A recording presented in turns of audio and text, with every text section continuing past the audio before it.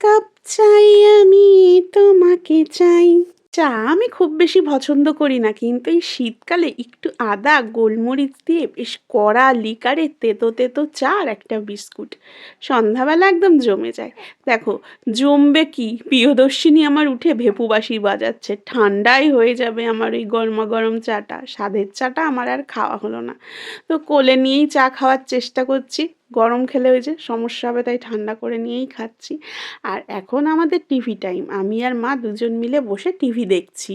একটা টাইম ছিল যখন মা আর কাকি বসে টিভি সিরিয়াল দেখতো, আমার প্রচণ্ড রাগ হতো। কি দেখো, সেই সময় কিন্তু মা আর কাকি দেখতো কুমকুম ভাগ্যা, তারপরে কুসুম, আর বোধহয় খুব সম্ভবত সিরিয়ালটার নাম ছিল কসুটি জিন্দেগিকে। আর এখন দেখো আমি তার এক ধাপ এগিয়ে গেছি, হিন্দি সিরিয়াল তো দূরের কথা, বাংলা সিরিয়াল দেখি আর বেশ এনজয় করি। আর একটা সিরিয়ালই আমি দেখি, আমার অন্যান্য সিরিয়াল দেখি কারণ মা দেখে তো বসে দেখি, কিন্তু ঠিক দেখা মনে হয় না, মানে ভালো লাগে না। ওই প্রিয়দর্শিনীকে নিয়েই বসে থাকা হয়, কিন্তু একটা সিরিয়াল আমি মন দিয়ে দেখি। আর মন দেয়া নেয়া করলে চলবে না, মুখে ক্রিমটা লাগিয়ে নিলাম কারণ মুখটা বড্ড টান ছিল, ভেবেছিলাম সন্ধ্যাবেলা লাগাবো না, একেবারে শোয়ার সময় রাতে লাগিয়ে শোবো।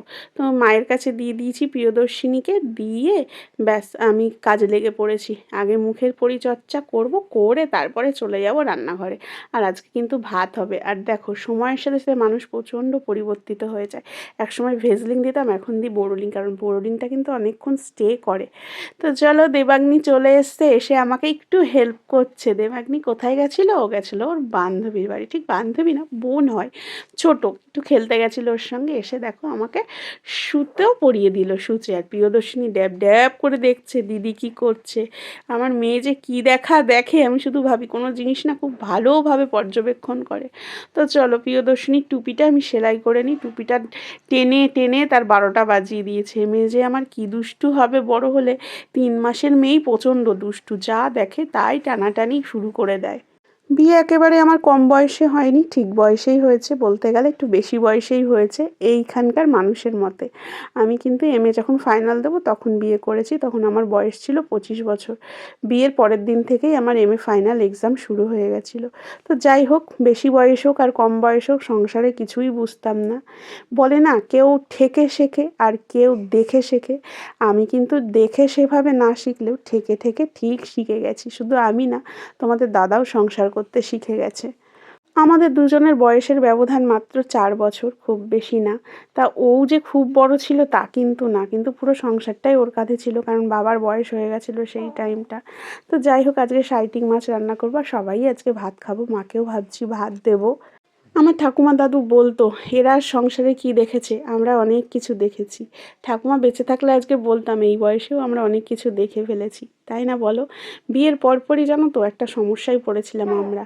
একটা বেসরকারি সংস্থায় তোমার দাদা কাজ করতো, কাজ না, এই অফিসে, যেই অফিসে করে সেই অফিসে কাজ করতোই, আসলে একটা চিট ফান্ডে কাজ করতো। তো চিট ফান্ডটা বন্ধ হয়ে যায়, পুরো টাকার ভারটাই কিন্তু তোমার দাদার ঘাড়ে নিতে হয়েছিল। মানে যা গ্রাহক ছিল নিজের টাকা থেকে কিন্তু তাদেরকে শোধ দিয়েছে। এখন একটা শুভ খবর আছে, বলছে নাকি সেই ফান্ড থেকে টাকা সবাইকে রিটার্ন করবে, যদি দেয় তাহলে পুরো টাকাটাই তোমার দাদা পেয়ে যাবে।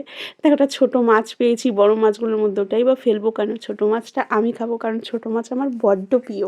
সদ্য বিবাহিত দম্পতি ছিলাম আমরা, কিন্তু টেনশানটা আমাদের সেই লেভেলেই ছিল। যাই হোক, টেনশানটা মিটতে মিটতে আবার হয়ে গেলাম আমি প্রেগনেন্ট। তারপরে হয়ে গেল মিসক্যারেজ, সেও নিয়ে চিন্তা যে এরপরে বেবি আসবে তো। তারপরে এলো দেবাগ্নি আমার পেটে, সেও এক চিন্তা, কারণ না আমার পেটে তখন ইনফেকশান ছিল, বলতে পারো ঘা ছিল, বাচ্চাটা কি হবে, নর্মাল হবে তো। যাই হোক, দেবাগ্নি হয়ে গেল, তারপরে হয়ে গেল লকডাউন। ব্যাস 2-2.5 বছর প্রায় তোমাদের দাদা আর ও কাজ ছিল না। সে যে কী টেনশান, কী টেনশান, কী আর বলবো।